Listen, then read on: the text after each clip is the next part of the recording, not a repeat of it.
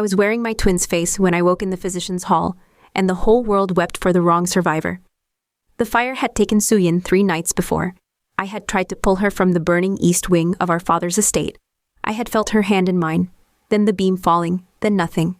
When I woke, my own face was gone beneath bandages and poultice, rebuilt from what the surgeons could salvage of hers. Our mother took one look at me and collapsed in gratitude. Our father called for wine to celebrate the preservation of his beloved daughter. The servants wept with relief that the gentle one, the kind one, the one who remembered their names and their children's birthdays, had been spared. I said nothing. What was there to say? That I was Lian, the elder by half a bell, the plain one, the sharp-tongued one, the one who managed the estate accounts and settled disputes between tenant farmers and knew exactly which steward had been skimming the rice stores. That Suyin had died reaching back for me, that her last words had been my name, that I had failed to save her. They had already dressed me in her white silk. They had already arranged my hair in her style, the soft loops she favored, not my severe knot. They had already begun to tell me how blessed I was, how merciful heaven, how the physician's skill was a miracle. I let them believe it. I tell myself now that I did it for them, to spare them a second grief.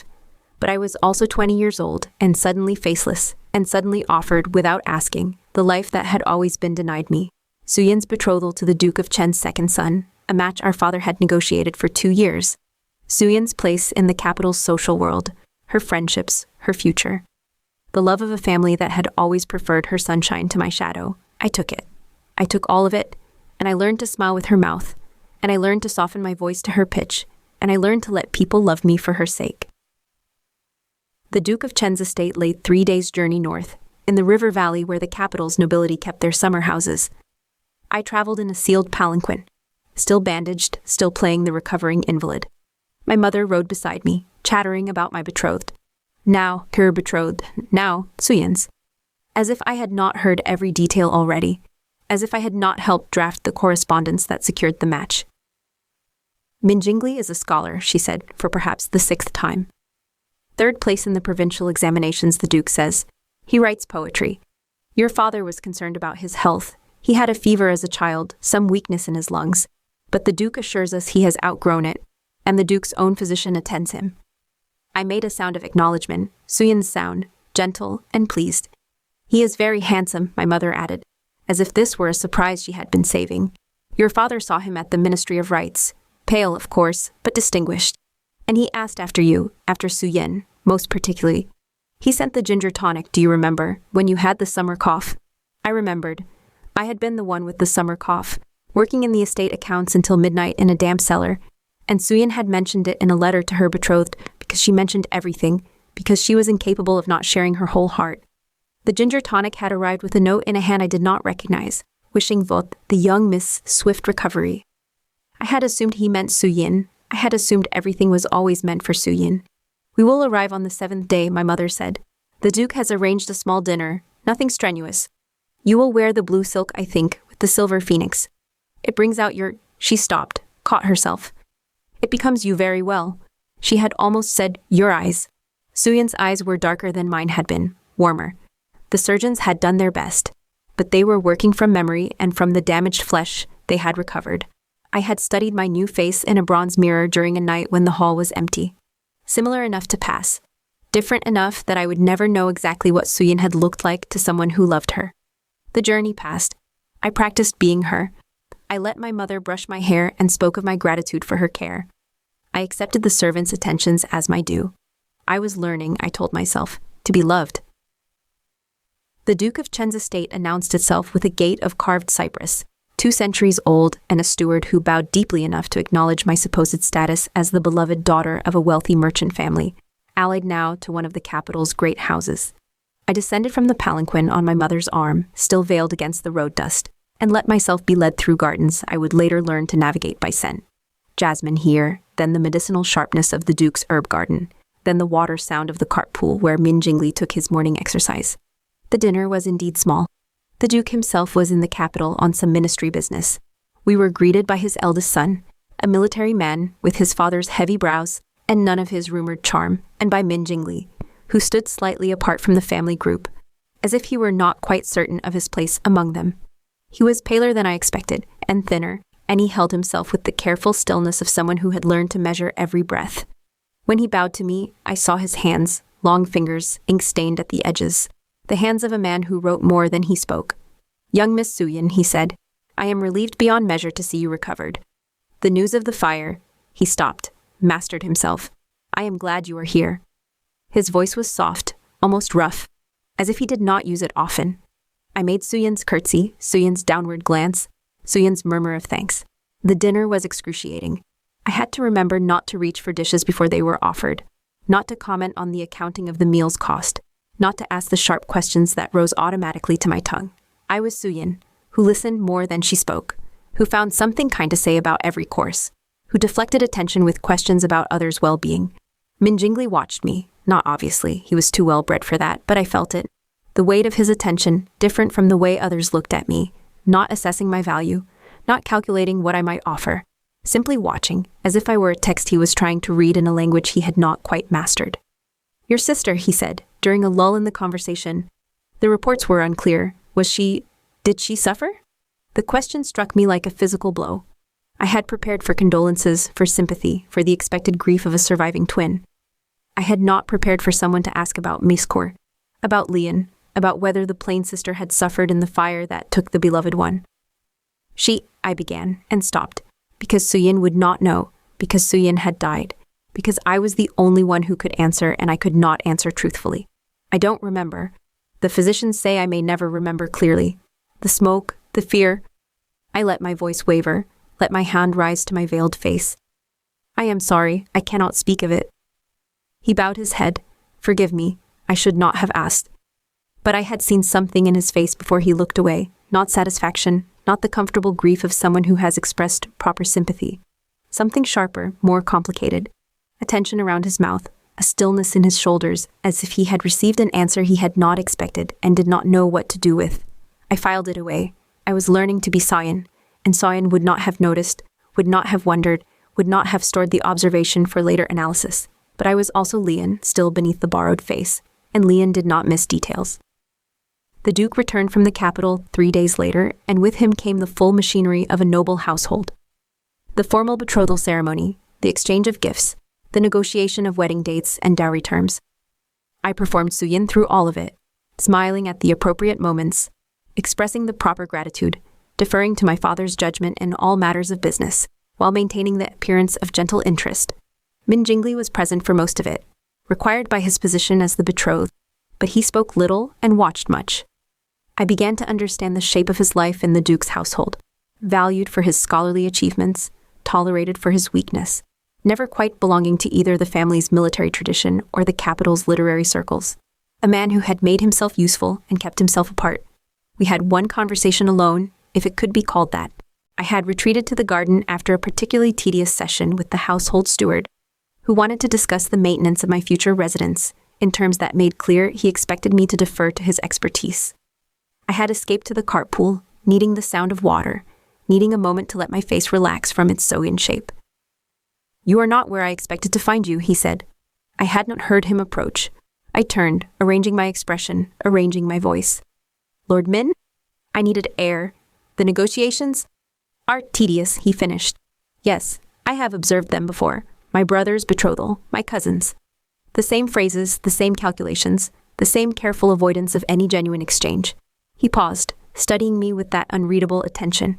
"You surprised me, young Miss Suyin. I had understood you to be—" Another pause. More delicate, more easily exhausted by such proceedings.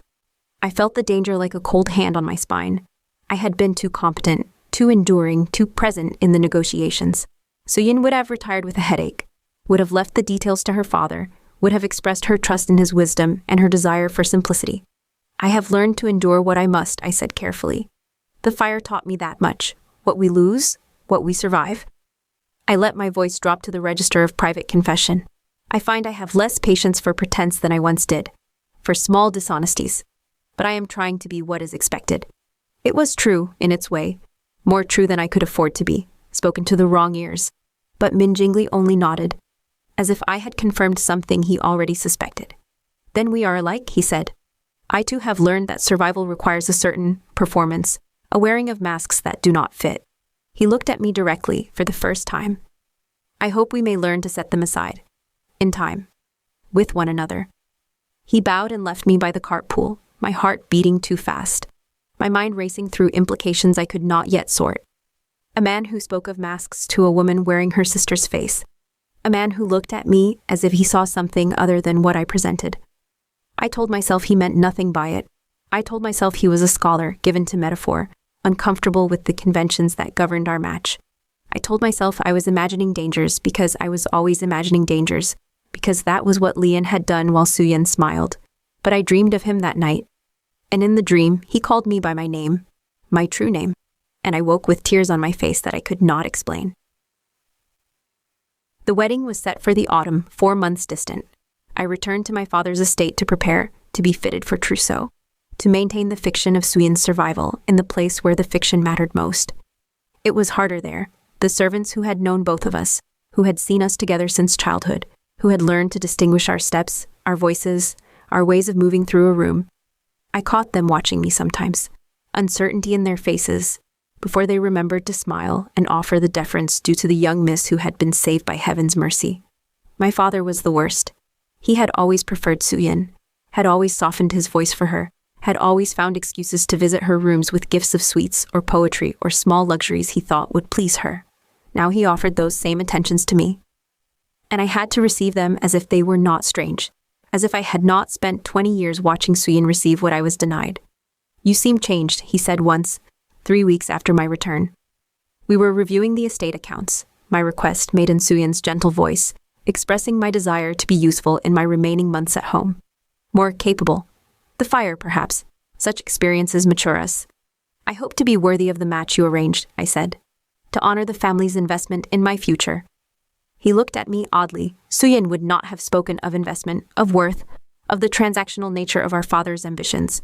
Suyin would have spoken of love, of gratitude, of her happiness at the prospect of joining such a distinguished house. "Yes," he said finally. "Well, the Duke is pleased. That is what matters." I returned to the accounts after he left, and I found the errors I had always found, the small discrepancies that suggested our steward was still skimming. And I made the corrections in my own hand. Suyin's elegant script imposed over Lian's practical calculations. The work comforted me. The work was true, even when everything else was performance. Min Jingli began to write to me. The first letter arrived with the Autumn Moon Festival gifts, a separate packet from the Duke's formal offerings, sealed with plain wax rather than the family crest. I opened it in my room, away from my mother's eager eyes, and found 3 pages of careful script describing the preparations for our wedding residence, the books he was selecting for our library, his hopes that I would find the garden satisfactory. He had requested additional plantings of white jasmine, which he understood to be my favorite. It was not Suyin's favorite. Suyin had preferred peonies, extravagant and full, the flowers of prosperity and honor. I was the one who planted jasmine outside my window, who collected the fallen blossoms to scent my writing ink, who found in its clean sweetness something that did not need to announce itself. I read the letter 3 times. I read it until I could no longer pretend the detail was error, until I had to confront the possibility that Min Jingli knew, had always known, something that made this letter make sense. I wrote back in Suyin's voice, thanking him for his attention, expressing my confidence in his judgment, mentioning in passing my preference for peonies in the garden's central beds. A test, disguised as gentle correction. His reply came 2 weeks later. He acknowledged my preference for peonies with perfect courtesy. He also noted that he had observed in our brief acquaintance that I seemed more at ease with Jasmine's modesty, and that he hoped I would not feel constrained to prefer what was expected rather than what was true. I sat with that letter for a long time. The autumn light faded through my window, and I did not light a lamp. And I tried to understand what game was being played, what trap was being prepared, what price I would pay for this man who seemed to see through me and chose not to look away. I wrote back, "I find I no longer know what is true and what is expected. The fire took more than my sister. It took my certainty about what I preferred, what I deserved, what I might become. It was the most honest thing I had written since I woke in the physician's hall. I sealed it before I could reconsider, and I gave it to the messenger before dawn, his reply. Then we will discover it together. I find I prefer discovery to certainty. I find I prefer you uncertain to you performing what you believe I wish to see." I should have been frightened. I was frightened, but I was also, for the first time since the fire, seen, not as Suyin, not as the beloved sister, but as something else, someone else, a person who might be known rather than simply loved for another's sake. I wrote back. And what do you wish to see? His answer, after a longer delay, I wish to see you, however you are. Whatever name you answer to. I burned that letter, I burned it and washed my hands and sat in the dark and tried to understand what I had invited, what I had revealed, what I had made possible by my carelessness. But I did not stop writing, and he did not stop answering. The wedding took place on the 17th day of the 9th month, in the Duke's ancestral temple, with the full rites appropriate to a second son's marriage to a merchant's daughter elevated by the alliance. I wore red silk embroidered with phoenixes, Suyin's face reflected in the bronze mirrors, Suyin's name spoken in the vows I repeated. Minjingli was pale but steady, his hand cool in mine, his voice clear in the responses. When the ceremony required us to bow to the ancestral tablets, I felt his hesitation, a moment's stillness before he bent his head, as if he were offering something other than the expected obedience. When we were presented as husband and wife, I saw something in his eyes that I could not name. Not triumph, not satisfaction, but something more complicated. Something that looked almost like grief. The wedding night was the test I had most feared. I had prepared explanations for the differences between my body and Suyin's. Scars from the fire, the surgeon's work, changes that any trauma might cause. But he did not ask for explanations. He led me to the marriage bed with the same careful gentleness he showed in all things.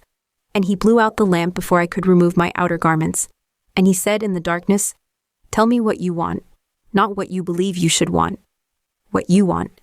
"I don't know," I whispered. Because it was true, because I had spent 4 months becoming Suyin and had forgotten how to want as myself. "Then we will learn," he said. "Together, slowly. There is no hurry." He did not touch me that night, except to hold my hand until I slept. I woke in the morning with his fingers still laced through mine, and I felt something shift in my chest, some wall I had built against expectation beginning to crack. First month of marriage was a negotiation conducted in small moments, in glances and silences, and the careful construction of a shared life. I managed our household with the competence I had learned as Lian, and I watched him watch me, and I waited for him to comment, to question, to demand the performance he had been promised. Instead, he brought me books, poetry I had not read, histories of the border wars, a treatise on irrigation that he had noticed me studying in the Duke's library. "You seemed interested," he said when I asked. "I thought you might wish to continue." "I am Suyin," I said once, testing, pushing. "Suyin does not read treatises on irrigation. Does she not?" He did not look up from his own book. Then I apologized for the error. I believed I was married to a woman who finds such matters interesting. If I am mistaken, I will adjust my understanding. "You are not mistaken," I said, before I could stop myself. "Good." He turned a page. "I prefer not to be mistaken. It happens so rarely that I find it irritating." I laughed. I had not expected to laugh. Not in this marriage, not in this life I had stolen. The sound surprised us both, and he looked up at me with something I almost recognized. Relief, perhaps, or the satisfaction of a gamble that had paid off. "I will make errors," I said. I am not always what I seem." "Neither am I." He closed his book. "Shall we agree to forgive each other in advance?" I wanted to ask what he meant, what he knew, what he suspected. But the question would require answers I was not prepared to give. And so I nodded, and we passed the evening in companionable silence. And I told myself that this was enough, that this strange half-truth was more than I had expected, and more than I deserved. The trouble came from outside, as trouble does. The Duke's eldest son, Min Jingfeng, had never approved of the match. I understood this now, understood the way he looked at me, at his brother, at the alliance that brought merchant gold into a military family's calculations. He had wanted a different sister-in-law, someone from a proper family, someone who would not remind his peers that his brother had needed to marry for money.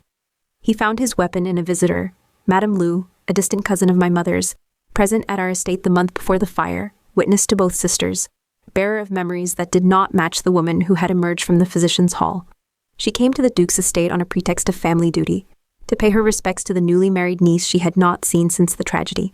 I received her in the formal parlor, Min Jingli at my side, and I saw the moment of recognition in her eyes, not the comfortable recognition of family resemblance, but the sharp assessment of someone who notices details, who remembers the gap between one sister's eyebrows and the other's, the particular shape of a smile. "Young Miss Suyin," she said, settling into the seat I offered.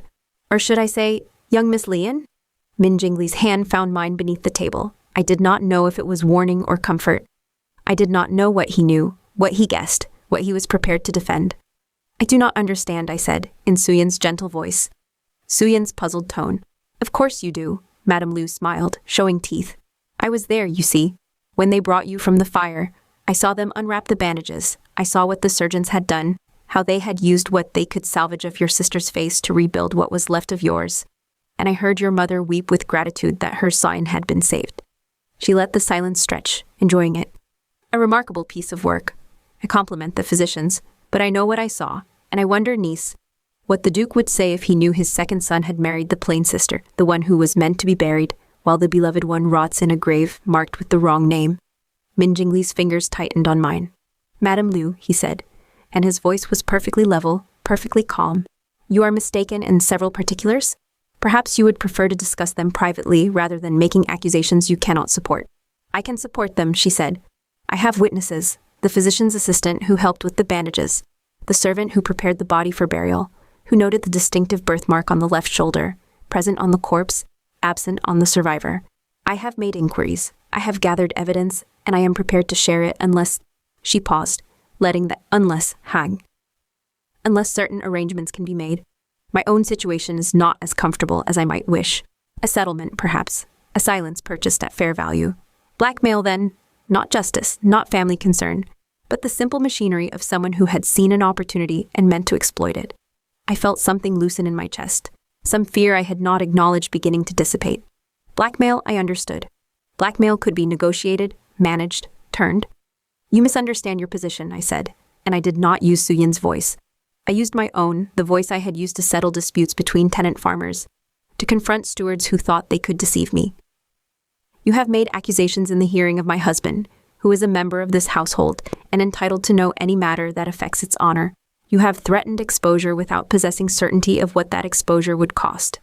You believe you have witnesses, but witnesses can be questioned, their memories tested, their credibility assessed. You believe you have evidence, but evidence can be interpreted in multiple ways, and you have failed to consider what I might offer in return for your silence, beyond gold, which you have already suggested you would accept, thereby demonstrating that your silence has a price and can be purchased by anyone with sufficient means. Madame Lu's smile faltered. You threaten me, I inform you. I leaned forward, holding her gaze. I am the Duke's daughter-in-law. I am allied to a family with resources you cannot imagine, with connections in every ministry, with the power to make inquiries of its own. If you proceed with this accusation, you will find yourself questioned, not gently, about your own movements, your own associations, your own possible motives for attempting to extort a newly married woman who has suffered a terrible loss. You will find that your witnesses have been offered more generous arrangements. You will find that your evidence has alternative explanations that satisfy all but the most determined conspiracy. I paused, letting her see the shape of it. Or you may accept my offer, a single payment sufficient for your needs, delivered in a manner that protects us both, and your permanent departure from this region, with no further contact with any member of either family. These are your choices. I suggest you make them quickly. She made them, not happily, the greed in her eyes warred with something uglier, the desire not merely for profit, but for destruction, for the power to unmake what I had built. But she made them. She took the draft I prepared. She signed the document my husband produced from his study. She left the next morning with her carriage and her silence and her frustrated malice. When she was gone, I sat in the parlor where I had confronted her, and I waited for Min Jingli to speak, to demand explanations, to finally ask the question that had hung between us since our first meeting. He sat beside me. He poured tea for both of us. He said, "The birthmark is on your right shoulder. I have observed it." The physician's assistant, if questioned, would confirm that the corpse showed no such mark, that the surgeons worked from what remained of your sister's face, but could not replicate details they had never seen. I turned to look at him. He was watching the steam rise from his cup, his expression unreadable. "You knew," I said, "not a question. I suspected. From the first letter you wrote me, in your sister's name, the letter that mentioned the jasmine, that spoke of matters she had never discussed with me. From the way you managed the betrothal negotiations, efficient where she would have been overwhelmed. From 100 small details that did not match the woman I had been led to expect. He finally met my eyes. I did not know, I do not know now, with certainty, what name you were born to. I know only that you are not Suyin, and that you have chosen to wear her life, and that I have chosen not to ask why. Why?" The word came out rough, almost broken. "Why would you? She was the one you were promised, the gentle one, the beloved one. I stopped, unable to finish. I am nothing. I am her shadow. I am what was left when she was taken. Because I love the wrong sister, he said. From the beginning, from the first letter she wrote me, full of her enthusiasms, her kindness, her open heart. And in the postscript, a mention of her twin who managed the estate, who solved problems, who saw through pretense. I wrote back asking about you. She wrote back confused, not understanding why I would inquire after her sister. Assuring me that you were plain and sharp-tongued and unlikely to marry, I continued to ask. She continued to answer, puzzled but obliging, describing your work, your intelligence, your loneliness in a family that preferred her shine. He set down his cup. I was meant to marry her, I accepted that. But I wrote to her hoping for news of you, and I prepared myself for a life of polite distance, of performing the expected affections while my real interest lay elsewhere. And then the fire came, and the reports were confused. And when I saw you, when I saw the woman wearing her face, speaking with her voice, but watching me with eyes that assessed and calculated and saw, I knew that somehow, impossibly, the sister I had wanted was the one who had survived. I was crying. I did not know when I had started. You said nothing. What could I say? You had chosen to be her. You had buried yourself to save her memory, or to claim her life, or for reasons I could not guess and would not presume to judge. If I revealed what I suspected, I risked losing you, risked your flight, your exposure, your hatred for the man who tore away your mask. If I remained silent, I could have you, even as another, even in performance. I chose silence. I have chosen it every day since. And now? He reached for my hand, the same gesture he had made in Madame Lu's presence, but different now, charged with everything we had not said. Now you have defended yourself. Now you have shown me what you are capable of, what you have always been capable of, and I find I cannot maintain the pretense that I do not see it. I am asking. He stopped, mastered himself. I am asking what you want. Whether you wish to continue as Suyin, with my silence as protection. Whether you wish to find some other arrangement. Whether you can forgive me for knowing, for waiting, for wanting you under false pretenses. I thought of my sister. I thought of her hand in mine, the beam falling, the last sound of her voice. I thought of the life I had taken, the name I wore, the love I had accepted that was meant for her. I am Lian, I said. I was born first by half a bell. I managed our father's estate while she managed his heart. I loved her, I failed to save her. And I have been wearing her death like a garment, letting the world love her through me, because I did not believe anyone could want what was left. I want it, he said. I want you, not her memory, not her name, not the performance you have perfected. You, the woman who threatened a blackmailer with such elegant precision. The woman who reads irrigation treatises and notices when stewards skim the accounts. The woman who has survived everything, who has made herself into what she needed to become, who has carried her sister's death alone, because she believed she deserved no comfort. He was kneeling before me. I had not seen him move. Tell me what you want, he said again. Not what you believe you should want, what you want. I wanted to stop. I wanted to rest.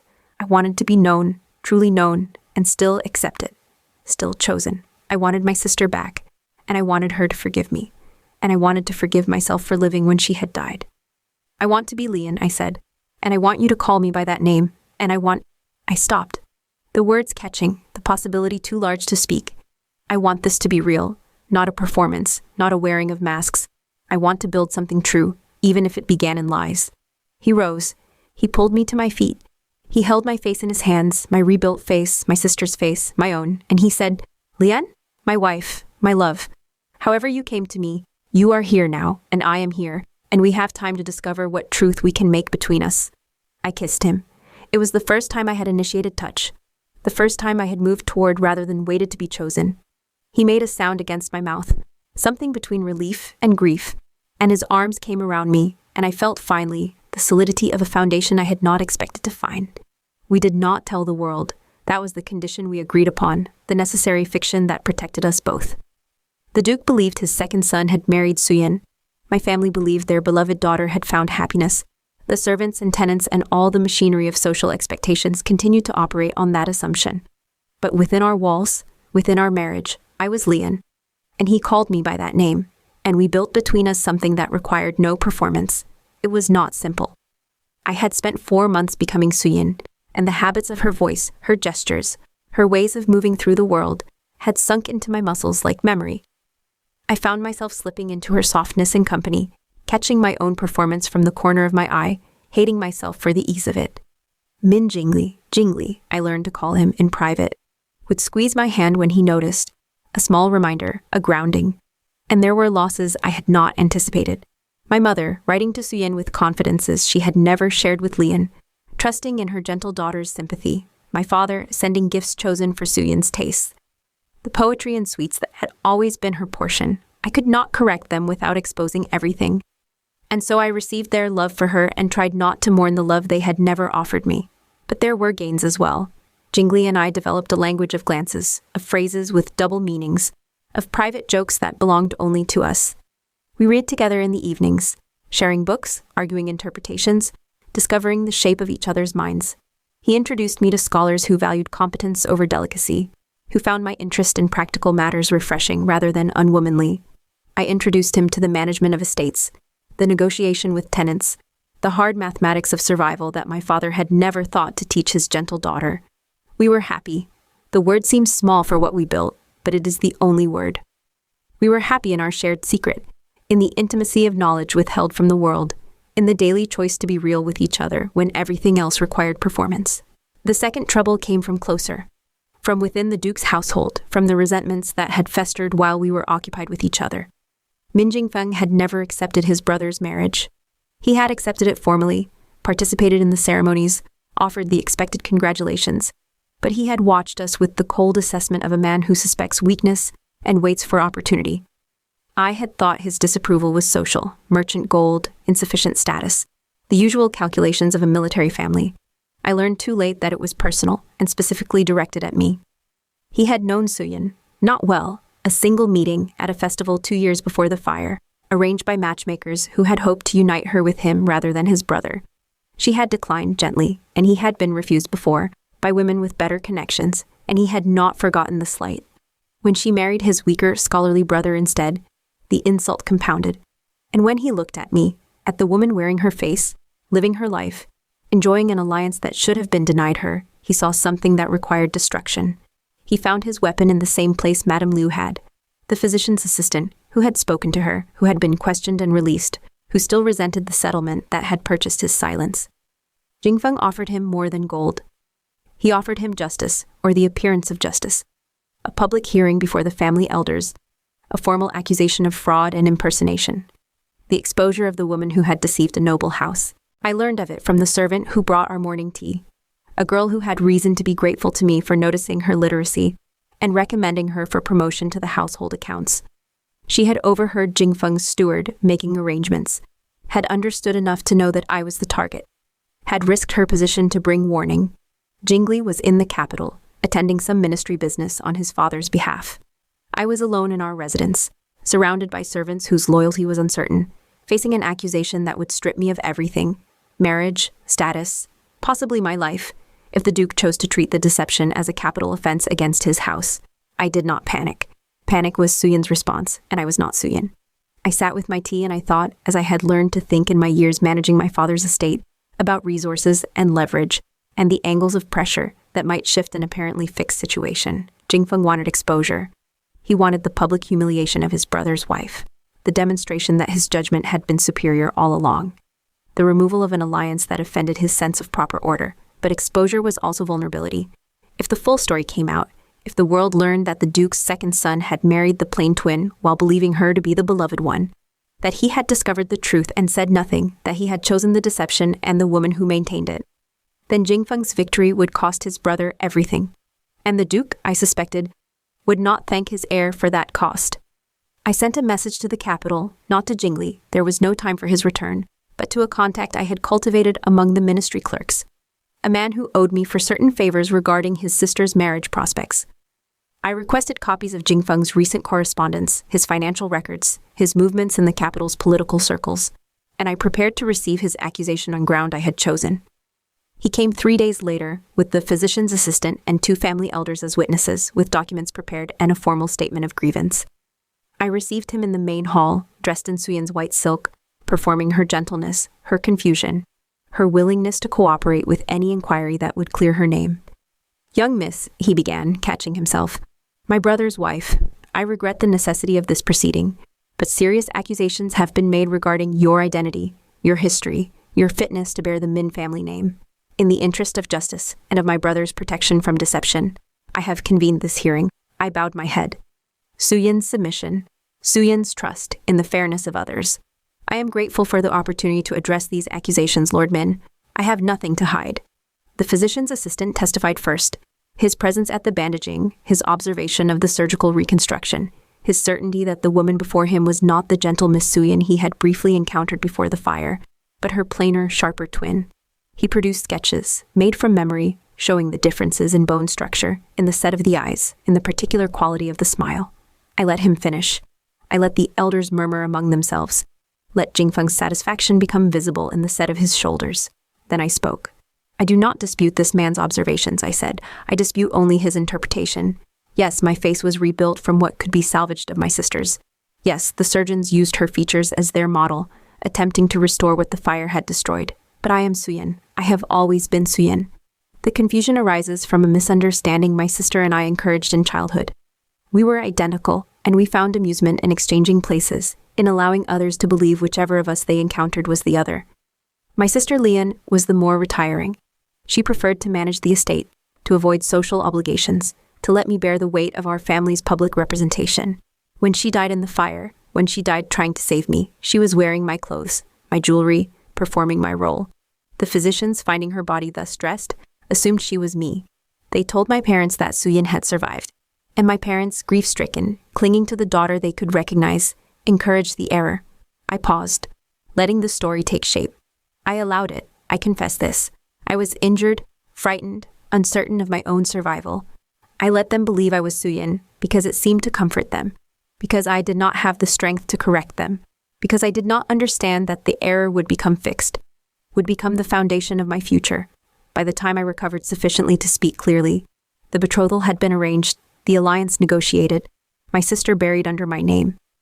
I did not know how to undo what had been done without causing greater harm. I looked at Jingfeng, at the elders, at the physician's assistant, whose certainty was beginning to waver. I am Suyin. I have been Suyin since birth. Whatever face I wear, whatever name answers to me, the woman my husband married is the woman he was promised. The deception, if deception there was perpetrated by grief and circumstance, not by intention. And I ask you, I let my voice break. Suyin's vulnerability, Sayin's appeal to the heart. I ask you not to punish my husband for my weakness, not to destroy the alliance that benefits our families, not to expose a truth that would harm only the innocent. It was a gamble. I knew it as I spoke, felt the weight of every word. I was claiming an identity I had abandoned, performing a truth I had denied, asking the world to accept a narrative that reversed everything they believed. But I had prepared the ground. I had documents from my father's estate, records of Suyin's public appearances that could be matched to my own memories, testimony from servants who had known us both and could be persuaded, sufficiently for the purposes of this hearing, that the twin who managed the estate had been the retiring one, the hidden one, the one who preferred shadow. And I had Jingli's secret, not stated, not threatened, but present in every word I spoke. If this hearing proceeded to exposure, if the full truth came out, then his knowledge, his silence, his choice would come out with it. Jingfeng's victory would destroy his brother along with his brother's wife. The elders deliberated. Jingfeng argued, his voice rising, his control slipping. I had seen that in men before, the frustration when a fixed plan encounters unexpected resistance. The physician's assistant was questioned again, and admitted that he had never spoken directly to either twin before the fire, had known them only by repute, could not swear with absolute certainty which had been which. In the end, they ruled for me, not with enthusiasm. The story was strange, the circumstances suspicious, the whole affair uncomfortable, but they ruled that I was Suyin, that the accusation was unfounded, that the matter was closed. Jingfeng left with hatred in his eyes. I knew, as I watched him go, that this was not ended. He had invested too much in my destruction to accept this setback. He would find other weapons, other angles, other ways to reach what he wanted. But I had bought time. And I had learned something important, something I should have understood from the beginning. The story I had constructed was not merely a lie to be maintained, but a structure that could be reinforced, elaborated, made strong enough to withstand pressure. I was not simply wearing Suyin's life. I was building a fortress around the woman I pretended to be. And within that fortress, in the innermost chamber, I was learning to be real, with the one person who knew the truth. Jingli returned from the capital 2 days later. He had heard rumors, he said, of trouble in the household, had cut his business short. I told him what had happened, what I had claimed, what I had risked. "You called yourself Suyin," he said when I finished. "In the hearing, before witnesses. I had no choice. The alternative was exposure, for both of us." "I know," he was very still, very pale. "I know you did what was necessary. I know I am asking something impossible, to want you to be Lian when being Lian would destroy you. But I had hoped—" He stopped, turned away. "I had hoped that we were building toward truth, that someday, somehow, we might find a way to be open. And now that door is closed. You have committed yourself to Suyin before the family elders. You can never retreat from that position without destroying everything." I understood then what I had done. Not merely defended myself, but chosen, finally, irrevocably, the path of performance. I had become Suyin in the world's eyes, and I had done it to protect us both. But the protection was also a prison. The name I had borrowed was now my legal identity, my public self. The only face I could show without catastrophic consequence. "I am sorry," I said. "I did not think." "You thought," he said. "You always think. That is what I love in you. But I had allowed myself to hope for something else. For a future where thought was not necessary, where we could simply be. With you," I said, "I am Lian. Whatever name I must answer to, whatever face I must show the world, when we are alone, I am myself." That has not changed. He turned back to me. His eyes were wet, though his voice was steady. "And if I cannot bear it, if I cannot live with the distance between what you are to me and what you are to everyone else, if the performance becomes indistinguishable from the truth, and I lose you even as I hold you?" It was the fear I had not let myself acknowledge, the fear that had shadowed every moment of happiness. I was becoming Suyin. I felt it in my muscles, my reflexes, my automatic responses. The longer I wore her, the more I became her. And the more I became her, the less room there was for Lian, for the sharp-tongued, practical, overlooked woman who had caught this man's attention in letters she had never written. "I will fight it," I said. "I will hold to myself, to us, to whatever truth we can maintain. But I cannot promise." I stopped, the honesty too painful. "I cannot promise that I will not disappear into her, that the mask will not become the face.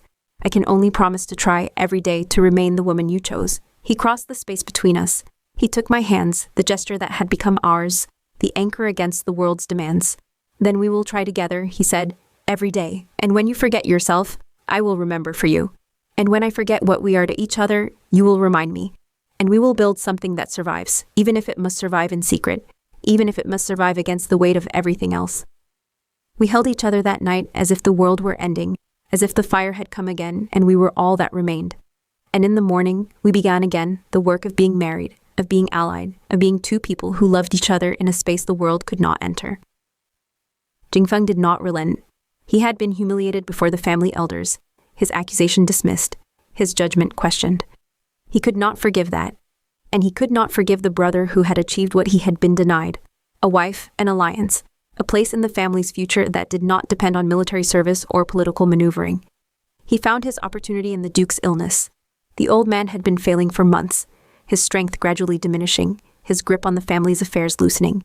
Jingfeng positioned himself as the natural successor, the responsible heir who managed the transition, who made decisions in his father's name. And he used that position to isolate his brother, to limit his access to family resources, to suggest to anyone who would listen that Min Jingli's marriage had been unfortunate, that his wife was not what she seemed, that the whole alliance should be reconsidered when the Duke's death made such reconsideration possible. I watched it happen, powerless to intervene directly. I was Suyin, gentle and retiring, uninvolved in the family's political struggles. My public role required me to accept Jingfeng's management, to express gratitude for his attention to our welfare, to perform the helplessness that was expected of me. But I was also Lian, and Lian had managed estates through difficulty before. I cultivated the servants who brought information, the clerks who copied documents, the minor officials who could be persuaded to share what they knew. I built a network of loyalty based on competence and reciprocity, the skills I had developed in my father's household. And I used that network to protect Jingli, to warn him of moves against him, to ensure that he was never entirely unprepared for his brother's machinations. It was not enough. Jingfeng controlled the formal structures of power, the documents and decisions that determined access to resources. As the Duke's condition worsened, he tightened that control, and Jingli found himself increasingly marginalized, increasingly dependent on his brother's favor for any role in the family's future. "We could leave," I said one night, when the weight of it had become unbearable. "Your health, your lungs. The capital's air is not good for you. We could request a provincial posting, a distant estate, some position that removes us from this struggle. And abandon my father to Jingfeng's management? Abandon the family's interest to his ambition? He shook his head. I am not capable of that. However he treats me, he is my brother, and our father is dying, and I will not desert them because the fight has become difficult. I understood. I had deserted my own family in a sense. Abandoned the truth of my identity to preserve their comfort, their grief, their love for the daughter they had preferred. I could not ask him to do the same, to choose me over the obligations of blood and honor. But I could fight for him. I could use the skills I had developed, the networks I had built, the identity I had constructed, to protect what we had built together. The opportunity came from an unexpected source. The Duke, in a moment of lucidity, requested to see me, his daughter-in-law, the gentle Suyin who had married his weaker son. I was brought to his sick room, prepared to perform sympathy, to offer comfort, to be the woman he expected. Instead, he looked at me with eyes that saw too much, the clarity of the dying who have stripped away pretense. You are not her, he said. I knew her mother years ago. I see her in your sister's face, but not in yours. You have something else, something harder, something that survives. I froze, the performance cracking. Your Grace, do not trouble yourself. I have known since the wedding. A man does not reach my age without learning to recognize performance. And I have watched you, these months, watched you protect my son, watched you build what he needs, watched you become what he requires, even as you maintain some core that is only yours. He reached for my hand, his grip surprisingly strong. I do not care what name you were born to. I care that you love him, that you have chosen him, that you will continue to choose him when I'm gone and his brother turns fully against him. I will, I said, the truth escaping before I could consider its danger. I swear it. Good. He released my hand, settled back against his pillows. Then I will give you what you need to keep that promise. Documents, signed and sealed, that establish certain properties in your husband's name independently of the family trust. Contacts in the ministry, men who owe me favors and will answer to him. And he paused, gathering strength. And my endorsement before the elders, of his fitness to share in the family's management, whatever Jingfeng may claim. It was a gift beyond price. It was also a burden, a trust placed in me by a man who saw through my deception and chose not to expose it. Why? I asked. Why would you help us, knowing what you know? He smiled, the expression transforming his wasted face. Because I too loved the wrong woman once. Because I too built a life on performance and secret truth. And I learned that such lives can be worth living if the secret is shared with someone who understands. And because my son has been happier with you than I have ever seen him, and I will not have that happiness destroyed by my heir's resentment. He died 3 days later. The documents he had prepared were read alongside his will, and Jingfeng's control was broken, not entirely, not permanently, but sufficiently to ensure Jingli's place in the family's future. My husband looked at me across the funeral rites with questions in his eyes, and I shook my head slightly, promising explanation later, and we maintained the public proprieties while something shifted beneath. That night, in the privacy of our rooms, I told him everything. The Duke's recognition, his gift, his own history of secret love. Jingli listened in silence, his face unreadable, and when I finished, he said, He knew, all this time, he knew, and he said nothing. He wanted your happiness. He believed that the truth was less important than what we had built. And you? The question was careful, neutral, but I heard the weight beneath it. Do you believe that? That the truth is less important than our happiness? I considered.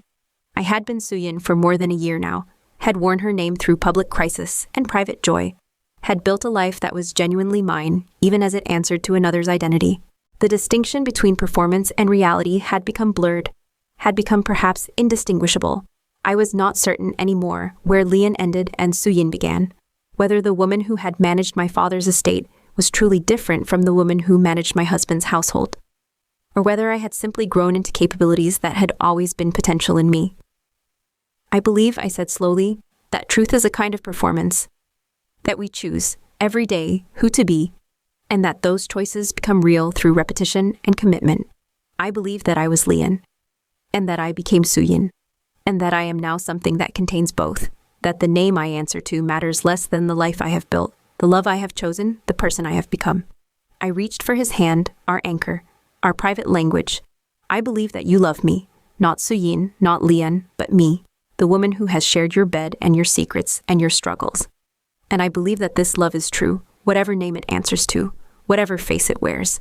He was silent for a long moment. Then, and if I asked you to be Lian? Openly, publicly, whatever the cost.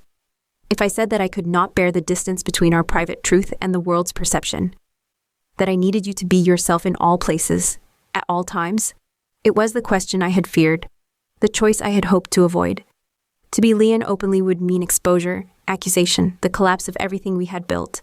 It would mean my family's grief renewed, my husband's position destroyed, our future uncertain at best. But it would also mean wholeness, integration, an end to the division between what I was and what I appeared to be. I would try, I said. I would try to be what you need, but I would also ask you to consider what we would lose, what we would risk, whether the truth served by that exposure would be worth the destruction it caused. He nodded slowly. I know, I have considered it, every day since I understood who you were, and I have chosen, every day, to accept the performance, to love you in secret, to build what we could within the constraints we faced. He raised my hand to his lips. I do not ask you to change.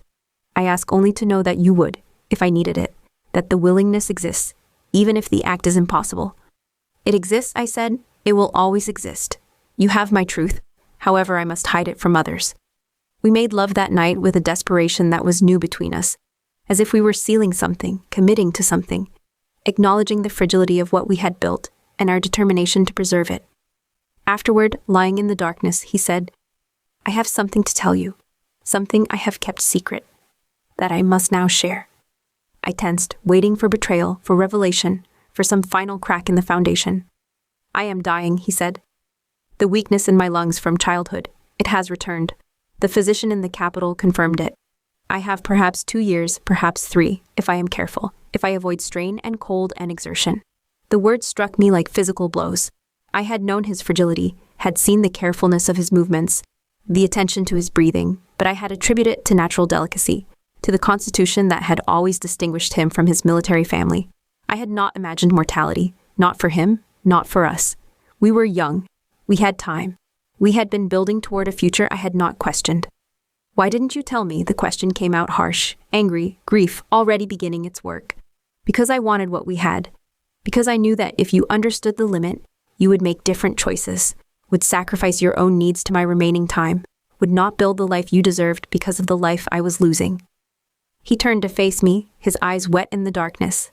And because I was selfish, because I wanted to be loved for myself, not pitied for my ending, because I wanted to pretend with you that we had forever, I wept. I wept as I had not wept since the fire, since Suyin's death, since I had learned to wear her face and accept the world's love for her sake. I wept for the time we would not have, for the future we had imagined and would not build, for the cruelty of finding love only to lose it. But I did not leave him. I did not accuse him of deception, though deception it had been. I held him as he had held me through every crisis, and I said, then we will make the time we have worth everything. We will not pretend anymore that we have forever. We will build what we can build, and we will be honest about what it costs, and we will be grateful for every day. Can you forgive me? He asked. I can forgive you, I said. I do forgive you. We have both kept secrets, have both chosen performance over truth when we believed it necessary. We will begin again from this night with what honesty we can manage. We had 2 years. 2 years of managing his decline, of celebrating his good days and enduring his bad, of building a life that was concentrated, essential, stripped of everything that did not matter. I learned to be his nurse as I had learned to be his wife, competent and tender, practical and present. I managed the household to preserve his energy, negotiated with his brother to preserve his position, cultivated the networks that would survive him, and I learned finally to integrate what I had been and what I had become. I was Suyin to the world, Lian to my husband, and something else to myself, a woman who had survived fire and deception and loss, who had built love in the ruins of another's life, who had discovered that identity was not fixed but chosen, not inherited but constructed through daily commitment. Jingli died in the spring in the garden where we had first spoken alone, surrounded by the jasmine he had planted for me. I held his hand as he went, felt his last pressure, his last attempt at speech.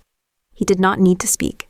I knew what he would say, had heard it in every moment of our years together, that he loved me, whatever name I wore, whatever face I showed the world, whatever truth I chose to reveal or conceal. I buried him as Suyin, his widow, the gentle wife who had nursed him through his decline.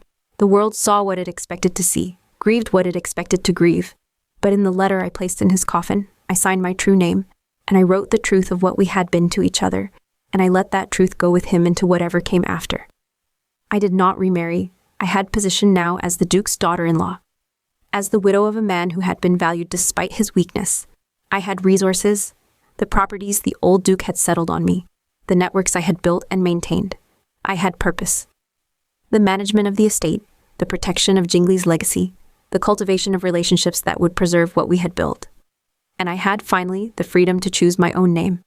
I did not expose the truth. The deception had become too embedded, too many people's interests bound up in its maintenance. But I began gradually to let Lian show through Suyin's performance. I spoke more directly in council, made decisions more visibly, claimed the competence that had always been mine. People noticed, commented, adjusted their understanding. The gentle widow was also capable, also sharp, also worth consulting on matters they would not have brought to her before. I became, in time, someone new. Not Lian, exactly, not Suyin, but a woman who had learned from both, who carried both within her, who chose daily which aspects to emphasize and which to conceal. I built a life that was genuinely mine, even as it answered to a name I had borrowed. I found satisfaction in work, in relationships, in the gradual accumulation of influence and respect. And I kept his letters, all of them, from the first awkward inquiry about Jasmine to the last, written when his hand had begun to fail, full of love and grief and the attempt to prepare me for what was coming. I read them sometimes in the evenings, and I felt him with me, the one person who had known me completely, who had loved me through every performance and every truth. I was wearing my sister's face when I woke in the physician's hall, and I wore it still when I laid my husband in his grave, and I wear it now, years later, as I write this account. The face is mine now, has been mine longer than the one I was born with. The name is mine, has been spoken in love and grief and daily use until it answers to something real in me. The life is mine, built choice by choice through fire and deception and unexpected love. I was Lian, I became Suyin. I am finally myself, whoever that is, whatever I'm called, in whatever world comes after this one. The trap was that I would disappear into my sister's life, lose myself in the performance, become indistinguishable from the mask. The escape was that love made room for truth, that performance became indistinguishable from reality, that I learned to be real in secret and let that reality gradually shape what the world could see. I do not know if this is happiness. I know it is enough. I know I would choose it again. The fire, the deception, the love that was built on mistaken identity and became something truer than truth. I know that my sister would forgive me, if forgiveness were needed, for taking what she could not use and making of it a life worth living. I am the sister who lived. I am the sister who loved. I am the woman who built truth from lies, who found herself in losing herself, who discovered that identity is not given but made, and I am still every day choosing who to be, what to show, how to honor what I have been given and what I have taken and what I have made from the ruins of everything that came before. This is my story. This is my name. This is enough.